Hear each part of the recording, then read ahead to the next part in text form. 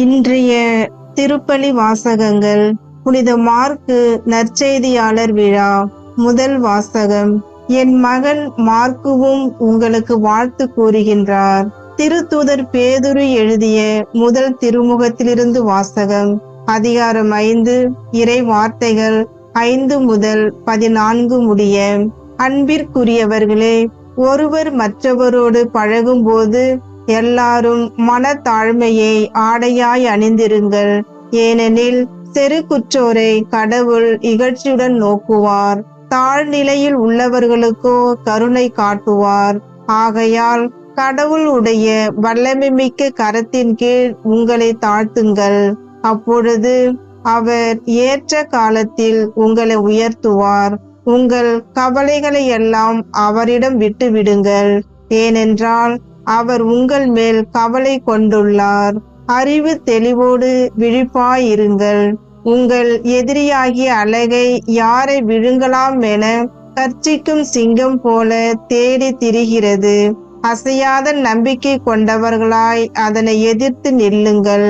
உலகெங்கிலும் உள்ள உங்கள் சகோதரர் சகோதரிகள் உங்களைப் போலவே துன்பங்களுக்கு உள்ளாகிறார்கள் என்பதை நீங்கள் அறிந்திருக்கிறீர்கள் அல்லவா?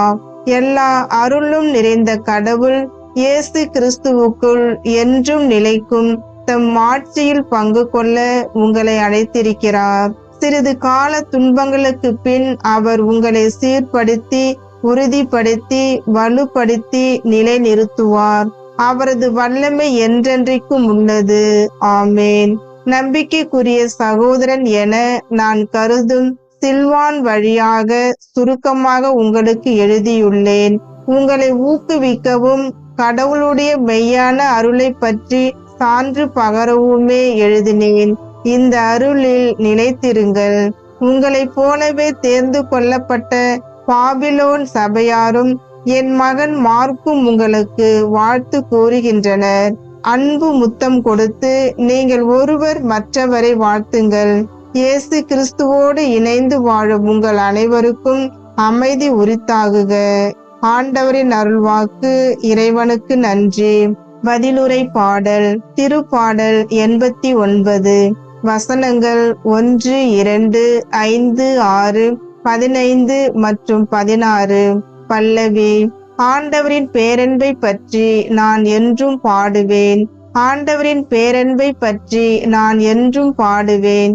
நீர் உண்மை உள்ளவர் என தலைமுறை தோறும் என் நாவால் அறிவிப்பேன். உமது பேரன்பு என்றென்றும் நிலைத்துள்ளது என்று அறிவிப்பேன். உமது உண்மை வானை போல் உறுதியானது. பல்லவி.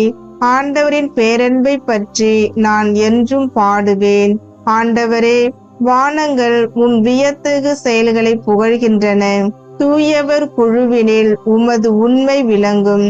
வான்வெளியில் ஆண்டவருக்கு நிகரானவர் யார்? தெய்வ மைந்தர் குழுவில் ஆண்டவருக்கு இணையானவர் யார்? பல்லவி. ஆண்டவரின் பேரன்பை பற்றி நான் என்றும் பாடுவேன். விழாவின் பேரொளியை அறிந்த மக்கள் பேறு பெற்றோர். ஆண்டவரே, உம் முகத்தின் ஒளியில் அவர்கள் நடப்பார்கள். அவர்கள் நாள் முழுவதும் உம் பெயரில் களி கூறுவார்கள். உமது நீதியால் அவர்கள் மேன்மை அடைவார்கள். பல்லவி. ஆண்டவரின் பேரன்பை பற்றி நான் என்றும் பாடுவேன். நற்செய்திக்கு முன் வாழ்த்தொளி. அல்லேலூயா, அல்லேலூயா. நாங்கள் சிலுவையில் அறையப்பட்ட கிறிஸ்துவை பற்றி பறைசாற்றுகிறோம். அவர் கடவுளின் வல்லமையும் ஞானமுமாயிருக்கிறார். அல்லேலூயா, அல்லேலூயா. நற்செய்தி வாசகம். படைப்பிற்கெல்லாம் நற்செய்தியை பறைசாற்றுங்கள். மார்க்கு எழுதிய தூய நற்செய்தியிலிருந்து வாசகம். பிரிவு 16, இறை வார்த்தைகள் 15 முதல் 20 வரை. அக்காலத்தில் இயேசு 11 தோன்றி உலகெங்கும் சென்று படைப்பிற்கெல்லாம் நற்செய்தியை பறைசாற்றுங்கள். நம்பிக்கை கொண்டு திருமுழுக்கு பெறுவோர் மீட்பு பெறுவர். நம்பிக்கையற்றவரோ தண்டனை தீர்ப்பு பெறுவர். நம்பிக்கை கொண்டோர் பின்வரும் அரும் அடையாளங்களை செய்வர்.